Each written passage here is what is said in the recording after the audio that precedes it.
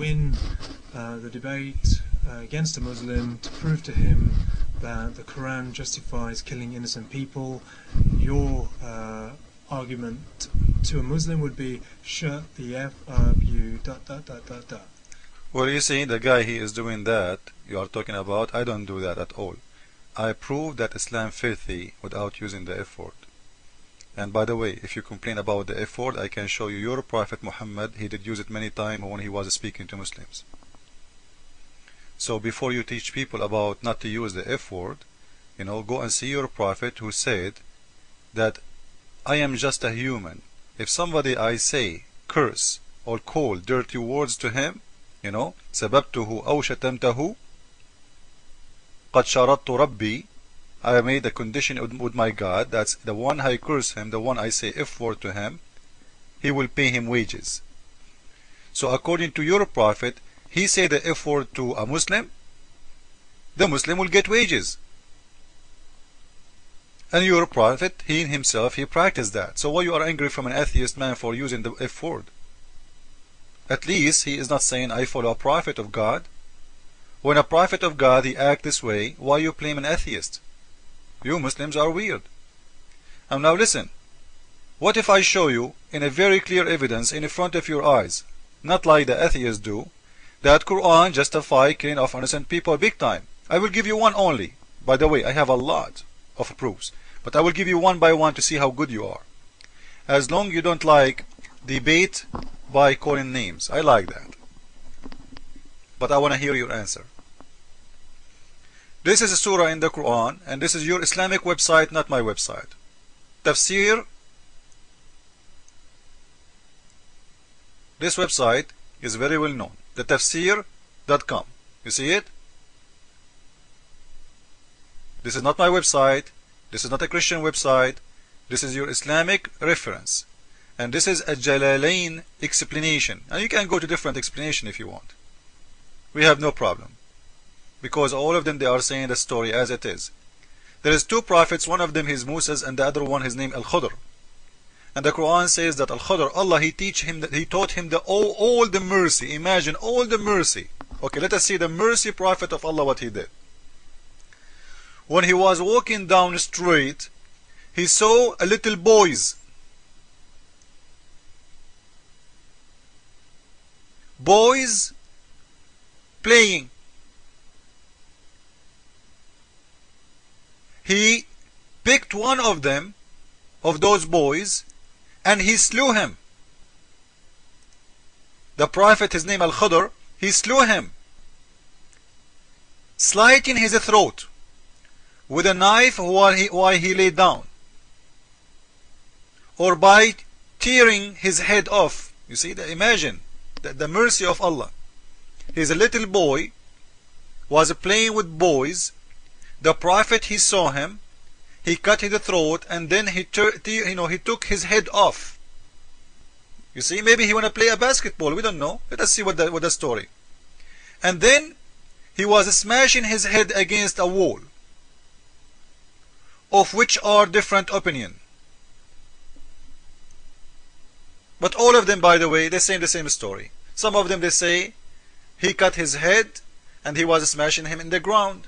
Some of them, they say he cut his head, smashing him with the wall, because some of them, they say he cut his head and he smashed him with a rock. In any way, he was smashing the head by hitting the head either by a wall or by the ground or by a rock.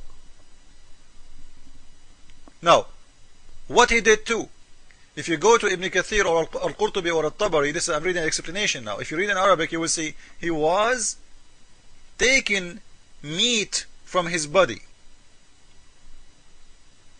and specifically from his neck and his shoulder. And when the other prophet, he asked him, Moses, why you are doing that? He said, well, you will see. And here you will see that the prophet who was walking with this Khudr, both of them, they are prophet. But Al-Khudr, he is the wiser man. The one who is killing, he is the wise man. He is the merciful man. The other prophet is learning now. He is a student. So listen. So he asked him, why you killed an innocent soul? He is pure. He didn't do anything. He is not even reached the age of legal responsibility. So why you killed him?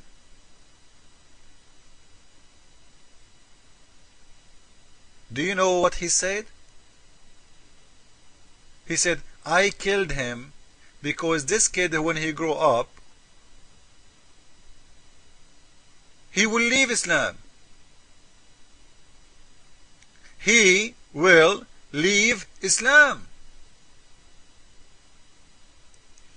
This is the continuation of the story. We did read it from verse 74 all the way to verse number 80 to know why he killed him, because the other guy, he don't know yet. He was questioning him, why you killed an innocent boy? Look what he said. And as for the boy, he's a boy. Do you see it? He is a boy. His parents were a believer. They are Muslims. And we afraid lest he should overwhelm them with insolence and disbelief. Wow.